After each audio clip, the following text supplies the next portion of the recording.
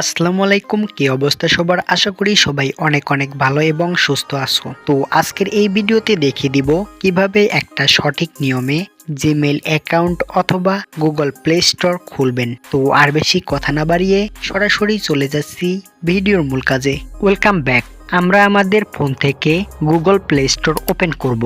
Google play store open হলে এখানে আমরা সাইন ইন দেখতে পাবো, এর উপর ক্লিক করব। দেন এখানে একটু লোড নেবে, লোড নিয়ে এরকম একটা ইন্টারফেসে নিয়ে আসবে। আমরা যেহেতু একটা নতুন অ্যাকাউন্ট ক্রিয়েট করব, এজন্য এখানে দেখতে পাবো ক্রিয়েট অ্যাকাউন্ট, এর উপর ক্লিক করব।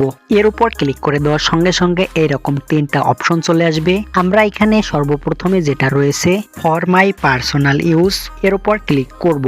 এর উপর ক্লিক করে দেওয়ার সঙ্গে সঙ্গে ঠিক এরকম একটা পেজে নিয়ে আসবে। এখানে আপনাকে ফার্স্ট নেম এবং লাস্ট নেম দিতে হবে।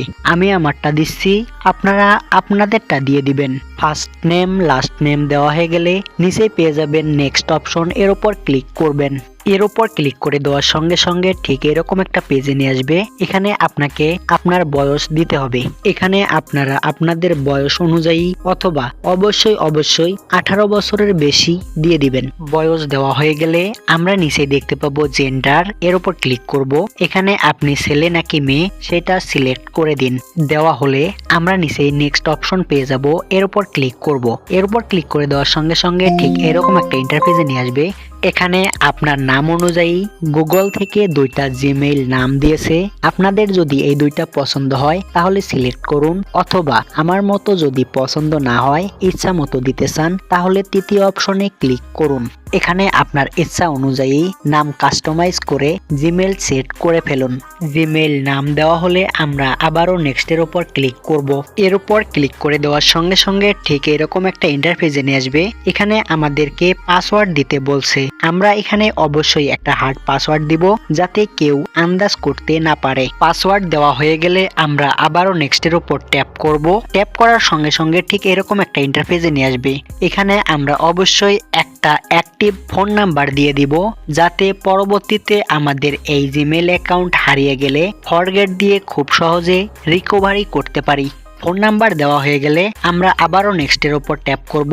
দেন ওই সিম নাম্বারে আমাদের একটা ওটিপি কোড পাঠাবে, আমরা কোডটি বসিয়ে দিব, অথবা আপনার যদি এই ফোনেই ওই সিমটা থাকে তাহলে অটোমেটিক কোডটি বসে যাবে।